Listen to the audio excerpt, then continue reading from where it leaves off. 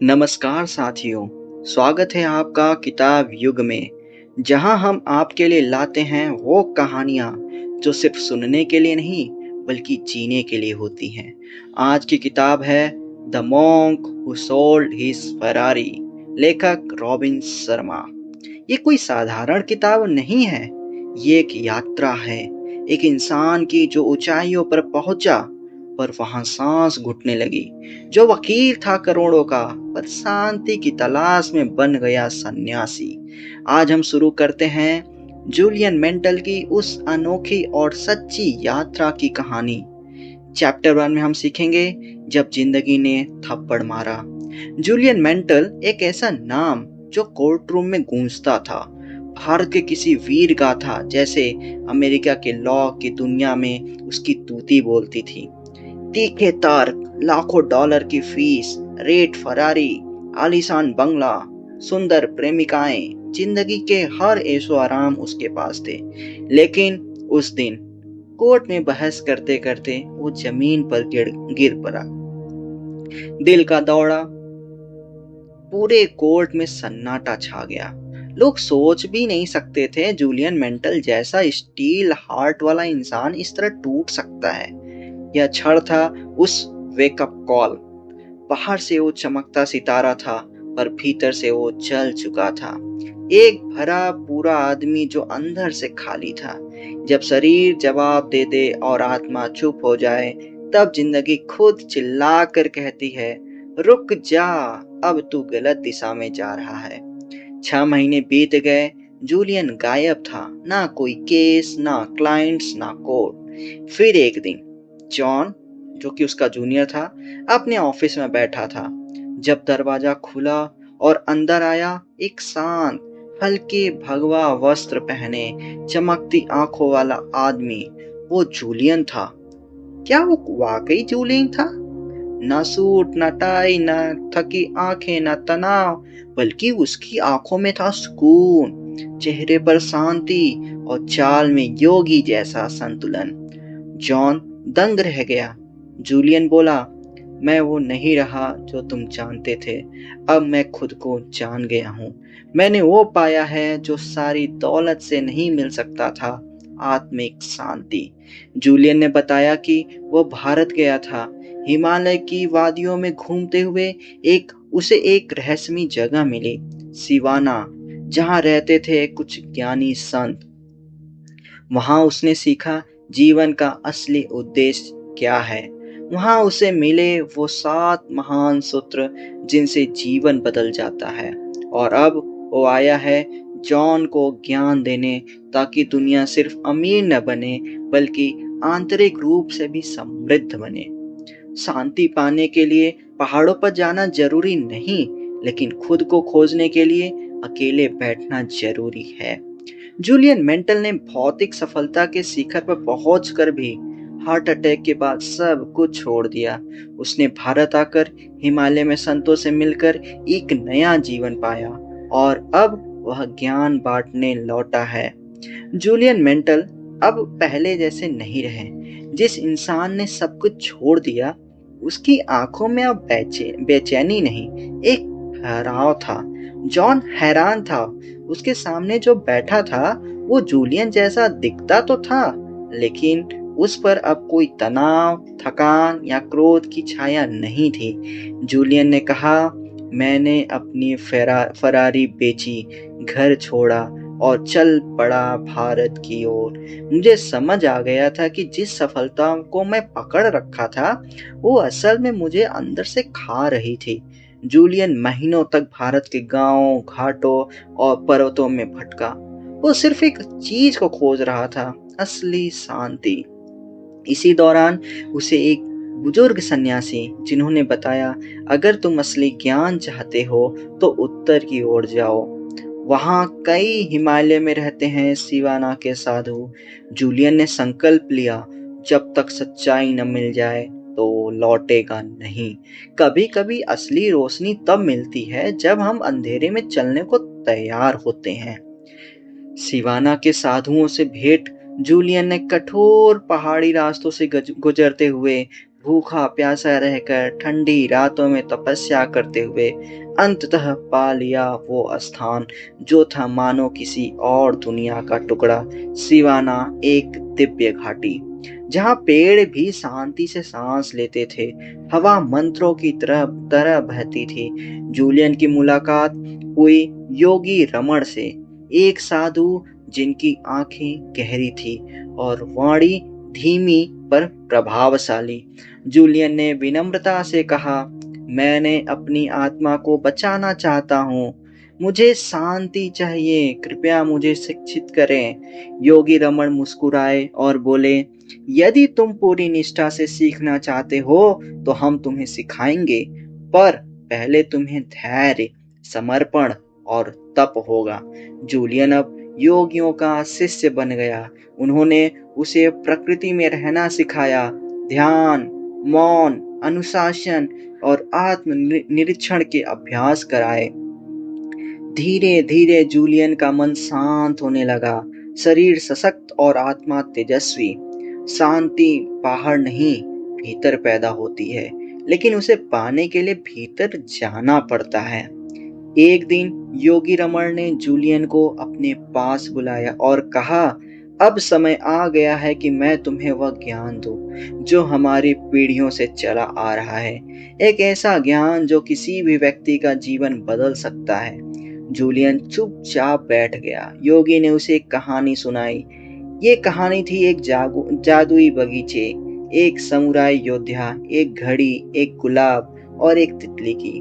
Julian चौंका, लेकिन रमण बोले, यह प्रतीकों की भाषा है। हर एक प्रतीक एक जीवन सिद्धांत को दर्शाता है। फिर उन्होंने विस्तार से समझाया, ये 7 प्रतीक हैं, जीवन परिवर्तन के 7 सूत्र, हर सूत्र हर सिद्धांत जूलियन को अपने भीतर झांकने, अपने विचार बदलने और अपने जीवन को दिशा देने में मदद करने वाला था। और अब जूलियन उन सूत्रों को जॉन को बताने आया है, ताकि वह सिर्फ सफल नहीं बल्कि पूर्ण जीवन जी सके। जूलियन ने भारत में गहन साधना की और अपना संपूर्ण रूपांतरण किया। उसे सिवाना में योगी रमण मिले, जिन्होंने उसे ज्ञान देना स्वीकार किया। उसे सिखाया गया कि आत्म परिवर्तन के बिना जीवन अधूरा है। अब उसे आगे सिखाए जाएंगे जीवन बदलने वाले सिद्धांत।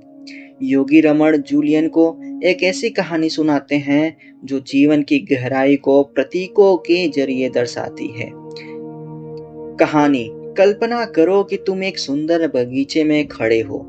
फूल खिले हैं, हवा में खुशबू है, रंग बिखरे हैं, लेकिन तभी बगीचे के बीच में एक विशाल लाल लाइट हाउस है। उस लाइट हाउस से बाहर आता है एक समुराई योद्धा, पूरी तरह सशस्त्र। वो चल रहा है, लेकिन जैसे ही चलता है उसका पैर एक स्टॉप वॉच पर पड़ता है।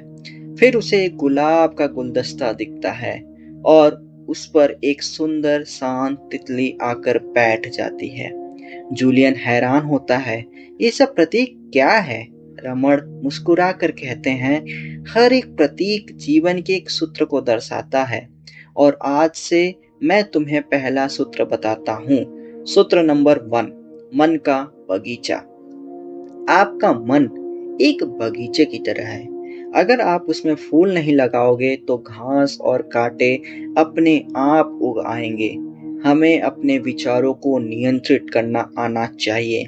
जैसे माली रोज बगीचा साफ करता है, वैसे ही हर दिन हमें अपने नकारात्मक विचारों को हटाना चाहिए। जूलियन ने सीखा, पॉजिटिव सोच अभ्यास से आती है। हर सुबह ध्यान, विजुअलाइजेशन और गहराई से सोचकर मन को पवित्र रखा जा सकता है। हर सुबह 10 मिनट के लिए हार्ट ऑफ द रोज तकनीक करो। एक गुलाब को देखो, उसकी पंखुड़ियों पर ध्यान दो और अपने विचारों को शांत करो। अगर तुम अपने विचारों पर काबू नहीं पाते तो विचार तुम्हारी जिंदगी को चलाने लगते हैं। अंदर की आग को जगाओ। जूलियन अब धीरे धीरे समझ रहा था कि मन की सफाई के बाद अगला कदम है अपने जीवन का उद्देश्य ढूंढना। रमण बोले, जिस तरह लाइट हाउस मार्ग दिखाता है, उसी तरह जीवन में लक्ष्य होना चाहिए। सूत्र नंबर 2, जीवन का उद्देश्य खोजो। जीवन की सबसे बड़ी त्रासदी ये नहीं कि लोग मरते हैं, बल्कि ये है कि वे बिना कारण के जीते हैं। जूलियन ने सीखा, अगर कोई कारण नहीं है तो मेहनत भी सिर्फ थकान बन जाती है। उद्देश्य वो शक्ति है जो हर सुबह उठने का कारण देती है। Wow, vision of wonders process. स्वप्न देखो, अपने जीवन का आदर्श रूप सोचो, लक्ष्य तय करो, उसे पाने के लिए छोटे छोटे लक्ष्य बनाओ, एक्शन लो, हर एक दिन एक छोटा कदम उठाओ। जूलियन अब रोज एक डायरी में लिखने लगा कि उसका उद्देश्य क्या है और आज उसने उसके लिए क्या किया। रमण ने कहा, जब तुम अपने लक्ष्य से जुड़ते हो तब तुम भीतर से जलते हो, पर वो अग्नि तुम्हें जलाती नहीं बल्कि दिशा देती है। जीवन उद्देश्यहीन नहीं होना चाहिए, वरना हम बस सांस लेते हुए मरते हैं। जूलियन ने सीखा कि मन को साफ, शांत और सकारात्मक बनाना पहला काम है। फिर उसे जाना कि जीवन का उद्देश्य खोजे बिना कोई भी सफलता अधूरी है। अब जूलियन अपनी तीसरी शिक्षा की ओर बढ़ता है। रमण उसे एक और प्रतीक की व्याख्या देते हैं, समुराई योद्धा। सूत्र नंबर 3, निरंतर आत्म विकास प्रैक्टिस। समुराई योद्धा प्रतीक है आत्म नेतृत्व का, जो खुद पर विजय पाने की कला जानता है। जूलियन सीखता है कि सच्चा नेता वो है जो खुद का मालिक बने, जो हर दिन खुद को थोड़ा और बेहतर बनाता रहे। काइजन का अर्थ एक जापानी सिद्धांत है जिसका अर्थ है निरंतर सुधार। रोज थोड़ा थोड़ा सीखो, सुधारो, बढ़ो। जूलियन की ट्रेनिंग, उसने रोज अपने शरीर और मन के विकास के लिए समय निकालना शुरू किया। कुछ देर एक्सरसाइज, थोड़ा ध्यान और थोड़ा अध्ययन हर दिन। अगर तुम हर दिन 1% भी खुद को बेहतर बना लो तो 1 साल में तुम 37 गुना बेहतर हो सकते हो। अब जूलियन को समझाया गया चौथा प्रतीक, स्टॉप वॉच। घड़ी इस बात की याद दिलाती है कि तुम्हारे पास समय है, लेकिन उसमें संयम जरूरी है। जूलियन ने महसूस किया कि उसके सारे लक्ष्य, सारे सपने तब तक अधूरे हैं जब तक वो अनुशासित नहीं होता। आलस, आत्मसंदेह, नकारात्मकता, ये सब बाधाएं हैं। इनसे निपटने के लिए उसे सिखाया गया ब्रह्मचर्य की तरह विल पावर को मजबूत बनाना। हर दिन एक मिनी विक्ट्री पाओ, जैसे सुबह जल्दी उठना, मीठा ना खाना या ध्यान में बैठ जाना। ये छोटी जीतें मन को मजबूत करती हैं। अनुशासन वो पुल है जो तुम्हारे सपनों को हकीकत में जोड़ता है। अब जूलियन को याद दिलाया जाता है, तुम जितनी भी दौलत इकट्ठी कर लो, एक चीज वापस नहीं आती, समय। सूत्र नंबर 5, समय का सम्मान। समय सबसे बड़ी पूंजी है, लेकिन ज्यादातर लोग उसे ऐसे खर्च करते हैं जैसे कभी खत्म नहीं होगी। जूलियन ने समझा कि व्यस्त होना और प्रोडक्टिव होना एक बात नहीं। अगर तुम हर घंटे को गिन कर जियोगे तो हर पल में जादू होगा। हर रात अभ्यास कैसे करना है? हर रात सोने से पहले अगले दिन का टाइम टेबल बनाओ। प्रायोरिटी पिरामिड, सबसे जरूरी काम पहले। जूलियन ने अपने दिन को 3 भागों में बांटा। पहला आत्मविकास, दूसरा दूसरों की सेवा, तीसरा कार्य व उद्देश्य। वो लोग महान होते हैं जो समय को उसी श्रद्धा से बरतते हैं जैसे साधु मंत्रों को। जूलियन को अब बताया जाता है छठा सूत्र, किंडरगार्टन का गुलाब, जो सेवा और उद्देश्य का प्रतीक था। सूत्र नंबर 6, सेवा भाव। जीवन का अंतिम उद्देश्य सिर्फ खुद को बेहतर बनाना नहीं, बल्कि दूसरों के जीवन में रोशनी लाना। जूलियन ने सीखा, अगर तुम्हारे पास ज्ञान है तो उसे फैलाओ, अगर तुम्हारे पास प्रेम है तो उसे बांटो। यही आत्मा की सबसे बड़ी पूर्ति है। सेवा के लाभ, अहंकार मिटता है, मन शांत होता है, जीवन का उद्देश्य स्पष्ट होता है। जूलियन को बताया गया, जब तुम बिना स्वार्थ के किसी की मदद करते हो तो ब्रह्मांड तुम्हें और ज्यादा देने लगता है। अब आता है सातवां और सबसे सूक्ष्म सूत्र, सोने का घड़ी वाला पक्षी, जो प्रतीक है वर्तमान में जीने का। जूलियन ने कहा, मैंने अपनी जिंदगी या तो गुजरे कल पर पछताते हुए बिताई या आने वाले कल से डरते हुए, पर सच्चा सुख तो आज में था। सूत्र नंबर 7, वर्तमान का जादू।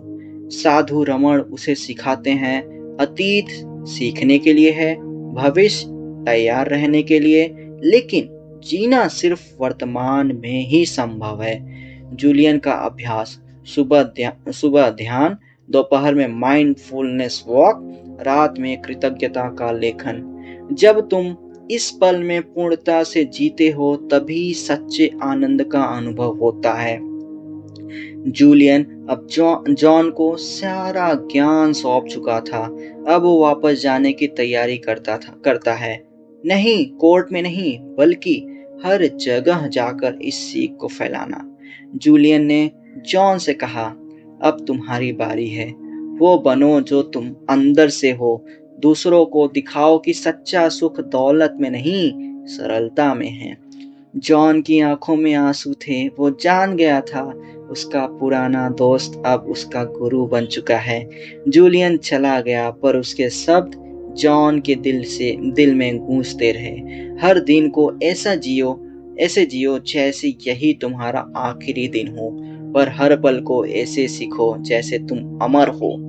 जूलियन से सीखा सबसे बड़ा सबक, जीवन को धीमा करो, गहराई से जियो और वह बनो जो तुम भीतर से हो। दौड़ बंद करो, अपने अस्तित्व को गले लगाओ। दोस्तों, ये थी उस साधु की कहानी जिसने अपनी फरारी बेची लेकिन खुद को पा लिया। अगर आप भी इस दौड़ती जिंदगी से थक चुके हैं तो रुकिए और खुद से मिलिए।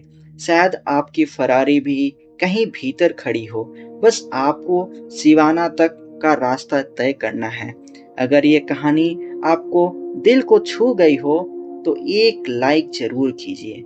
अपने दोस्तों के साथ शेयर करके उनकी जिंदगी भी बदल दीजिए। और हाँ, ऐसे ही मोटिवेशनल और लाइफ चेंजिंग कंटेंट के लिए किताब युग चैनल को सब्सक्राइब करना ना भूलें। मिलते हैं एक नए ज्ञान और कहानी के साथ। तब तक के लिए खुद से प्यार करें, खुद को जानें। धन्यवाद दोस्तों।